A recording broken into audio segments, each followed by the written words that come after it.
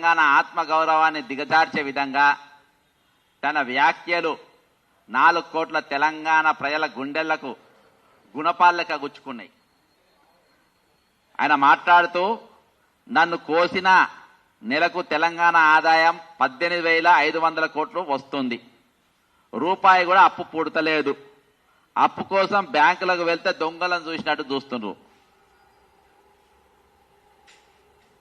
బయట అనా పైసా కూడా చిక్కడం లేదు, ఢిల్లీకి పోతే చెప్పులు ఎత్తుకపోతాడేమో అని తనకు అపాయింట్మెంట్ కూడా వడిస్తలేడు అని బాజాబ్తా రాష్ట్ర ముఖ్యమంత్రి రేవంత్ రెడ్డి గారు చెప్తున్న వ్యాఖ్యలు ఇవి.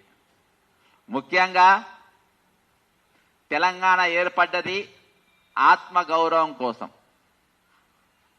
ఆంధ్ర ప్రభుత్వం ఉన్నప్పుడు మరి ఎక్కడ కూడా వాళ్ళు ఉద్యోగ క్యాలెండర్ బరాబరే ఇచ్చిండ్రు. మిగులు బడ్జెట్తో 16,000 కోట్ల మిగులు బడ్జెట్తో తెలంగాణ ఏర్పడ్డది. మనకు అసెంబ్లీ ఉన్నది, సెక్రటరీ ఉన్నది, ఇన్ఫ్రాస్ట్రక్చర్ ఉన్నది, ఖనిజ సంపదలు ఉన్నాయి, అన్నిటితో సహా మనకు తెలంగాణ అప్పచెప్పిండ్రు. ఇంకా పోతే ఆ విభజన చట్టంలో కొన్ని పెట్టి కూడా మనకి ఇచ్చిండ్రు. కానీ ఈరోజు తెలంగాణ ఏర్పడ్డ తర్వాత గత ప్రభుత్వం ఒక 7 లక్షల కోట్లు, ఈ ప్రభుత్వం ఇప్పటికి 2 లక్షల కోట్లు, దానికి వడ్డీలు, మరి మిగులు బడ్జెట్తో ఉన్న తెలంగాణకు అప్పులు ఎందుకైనాయి? ఈ గత మొన్న అసెంబ్లీలో ఈ ముఖ్యమంత్రి దాని మీద ప్రెజెంటేషన్ ఇచ్చిండ్రు. మరి మార్పు కోసం కాంగ్రెస్ పార్టీ అధికారంలోకి తెచ్చిన ప్రజలు పథకాలను చూసి కాదు, పథకాలను చూసి అధికారంలో రాలేదు, ఈరోజు మార్పు కోసం వచ్చింది.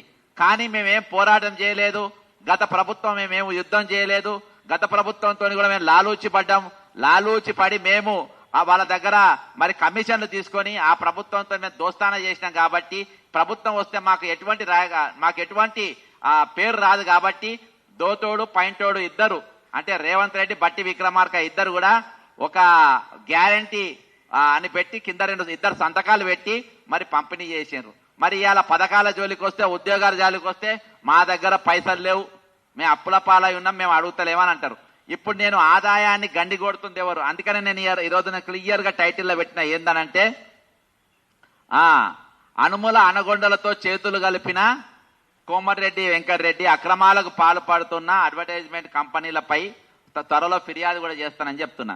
ఈరోజు నేను 2 డిపార్ట్మెంట్లు, ఇది లెటర్ ఆఫ్ అగ్రిమెంట్లు, 2 డిపార్ట్మెంట్లు కలిపి కొన్ని వేల కోట్ల రూపాయలు ఏ విధంగా ప్రభుత్వానికి గండి కొడుతున్నాయి. రేవంత్ రెడ్డి గారు, నేను మీకు స్పష్టంగా చూపెడుతున్నా, తెలంగాణ అనేది అప్పులల్లో లేదు, తెలంగాణ అనేది అప్పులల్లో బలవంతంగా మీరు నెట్టవేయబడ్డ తెలంగాణ అనేది ఎక్కడ కూడా దారిద్ర రేఖ కిదుగా లేదు, తెలంగాణను బలవంతంగా మీరు నెడుతున్నారని చెప్తున్నా.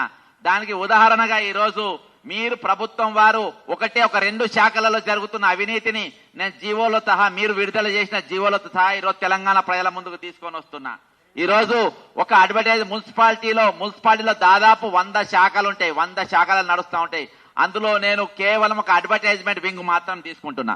అడ్వర్టైజ్మెంట్ వింగ్ లో మన తెలంగాణలో ఉన్న కేవలం మన జిహెచ్ఎంసీలో ఉన్న కంపెనీలు ఎన్ని అంటే 209 కంపెనీలు ఉన్నాయి. ఇవి 209 అడ్వర్టైజ్ కంపెనీలు కేవలం తెలంగాణ హైదరాబాద్ జిహెచ్ఎంసీలో ఉన్న కంపెనీలు.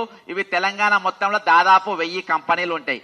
ఈ 209 కంపెనీలు తెలంగాణ ఉద్యమం వస్తే బ్రహ్మాండంగా ఉంటది, తెలంగాణ ఉద్యమం వస్తే మాకు చాలా బాగుంటది అని చెప్పేసి వీళ్ళందరూ కూడా తెలంగాణ ఉద్యమంలో చురుగ్గా పాల్గొన్నటువంటి కంపెనీలు. తెలంగాణ వచ్చినాక ఏమైంది అయ్యా అని అంటే, గత ప్రభుత్వం వీళ్ళకెళ్ళి గుంజుకొని వీళ్ళని హైదరాబాద్ అంటే జిహెచ్ఎంసీ అవతలకి వెళ్ళగొట్టిండ్రు. ఇక్కడ బోర్డులు ఉండడానికి వీల్లేదు, అవి ఉండడానికి వీల్లేదు అని చెప్పేసి ఈ రోజు ఆనాటి ప్రభుత్వం వాళ్ళ ప్రభుత్వ పెద్దల కోసం వాళ్ళకు లాభం అయ్యేటట్టుగా 1-2 కంపెనీలే ఉంచి, అంటే లీడ్ స్పేస్ కానీ, ప్రకాష్ యాడ్స్ కానీ, అసొంటి ఒక 2-3 కంపెనీలు ఉంచి తక్కిన 209 కంపెనీలు హైదరాబాద్ లోకి వెళ్ళి జిహెచ్ఎంసీ బయటికి వెళ్ళగొట్టిండ్రు. ఎలగొట్టిన తర్వాత మరి ఆ రోజు ఏమైంది? ఆ రోజు కూడా 1000 కోట్ల రూపాయలు నష్టం, 1000 కోట్ల రూపాయలు ఆ రోజు కూడా నష్టం జరిగింది ప్రభుత్వానికి. మరి అదే విధంగా ఈ రోజు ఈయన ఏం చేసినంటే, లేదు నిన్ను హైదరాబాద్కి వెళ్ళి ఎలగొట్టింది కదా, మేము హైదరాబాద్కి వెళ్ళి కాదు, మేము మొత్తం తెలంగాణకి వెళ్ళి ఎలగొడతాం అనే స్థాయిలో ఈరోజు అనుమూల రేవంత్ రెడ్డి ప్రభుత్వం తెగబడ్డది. దీనికి ఎవరెవరు చేతులు కలిపారు వీళ్ళతోని? కోమరెడ్డి వెంకరెడ్డి కూడా చేతులు కలిపిర్రు. ఇక వీళ్ళ కథ చెప్తా, వీళ్ళు ఎట్లా కథ చెప్తున్నారో ఇగో ఈ జీవోలు ఎట్లా వచ్చినాయో ఏ కంపెనీలు తీసుకొచ్చినాయో చెప్తా. ఇందులో ప్రధానంగా ఉన్నటువంటి వ్యక్తులు ముగ్గురు. ఒకటి ముఖ్యమంత్రి రేవంత్ రెడ్డి గారి సోదరుడు అనుముల కృష్ణారెడ్డి, ఆయనతోని ఫయ్యం ఖురేషి అనేటి ఆయన, ఇంకొక ఆయన Komareddy Venkat Reddy R&B minister.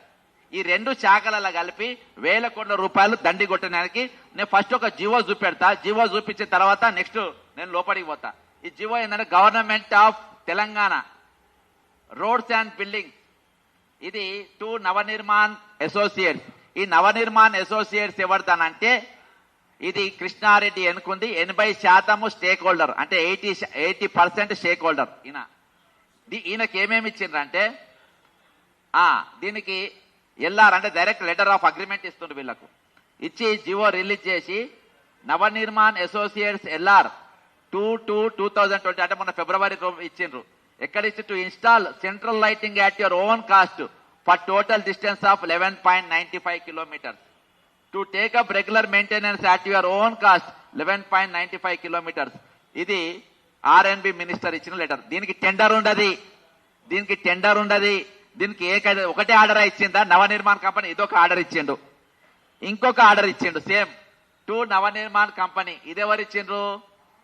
Shravan Prakash BTech executive engineer Rangareddy district. వీళ్ళు మొత్తం జైలుకు పోతారు, ఎవరెవరైతే ఇచ్చిండో వీళ్ళని జైలుకు పంపే బాధ్యత మనది. నవనిర్మాణ్ కంపెనీ ఇది ఎప్పుడు ఇచ్చిండ్రు?